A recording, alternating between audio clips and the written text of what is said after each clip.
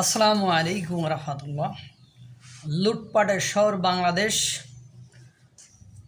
সোনার বাংলাদেশ যখন লুটপাটে সোনার হরিণ পেয়ে গিয়েছে তখন আর কিছু বলার থাকে না। আপনারা দেখছেন ছাত্র জনতার দোহাই দিয়ে গতকালকে এসটি ইমামের ছেলের প্রাক্তন শ্বশুর বাড়িতে কীভাবে লুটপাট হয়েছে, সেখানে স্বর্ণের জিনিস বের করে নিচ্ছে, সেটা ভিডিওতে দেখা যাচ্ছে। সেখানে মোবাইলগুলো নিয়ে নিচ্ছে, ভিডিওতে দেখা যাচ্ছে, এবং তন্ন তন্ন করে টাকা পয়সা, সোনা দানা, মূল্যবান জিনিস যা ছিল সব কিছু এই লুটেরা নিয়ে গেল।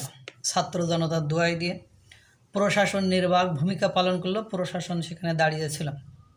পাশাপাশি সুনামগঞ্জে জলমহলের কয়েক কোটি টাকার মাছ লুটপাট করেছে মাইকে ঘোষণা দিয়ে স্থানীয়রা।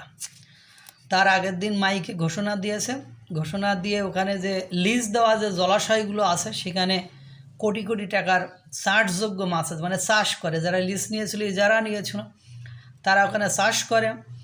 সেই চাষের মাছ এরা জাল বা কোষ, মানে যা যা দিয়ে মাছ ধরা যায় সব কিছু দিয়ে ধরে নিয়ে একদম ভিডিওতে স্পষ্ট সব দেখা গিয়েছে।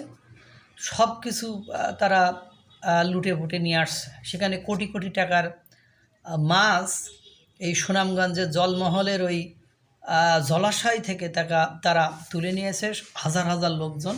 কারণ মানুষ এমনি নর্মাল নদীতে যেখানে মাছ নেই, খুঁজে পাইতে গেলে ঘন্টা দুই পরিশ্রম করলে হয়তো বা দু একটা মাছ পাওয়া যায়। সেখানে চাষ করা পুকুর, চাষ করা জলাশয়ে যদি মাইকে ঘোষণা করে এইভাবে লুটপাট করার সুযোগ থাকে, তাহলে তো মাছ দেখলাম প্রচুর মাছ তারা ধরে নিয়ে গিয়েছে। হাজার হাজার লোক মাইকে ঘোষণা পেয়ে তারা এটা এসেছে। যারা মাইকে ঘোষণা করেছে তাদেরকে এখনও এ সরকারের আইন, প্রশাসন, আইন শৃঙ্খলা বাহিনী আইনের আওতায় নিয়ে আসতে পারেনি, বা যারা এই কাজ করেছে তাদেরকে নিয়ে আসতে পারেনি। প্রশাসন শুধু আশ্বাস দেয়, আমরা চেষ্টা করা, প্রশাসনের কিছু করার নেই।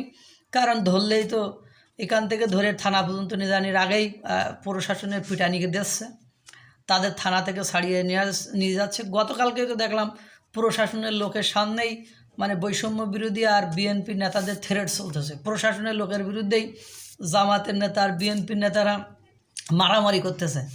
এই বাংলাদেশ আমরা চাইনি, আগেও কখনো চাইনি, এখনও কোনো দিন চাইনি।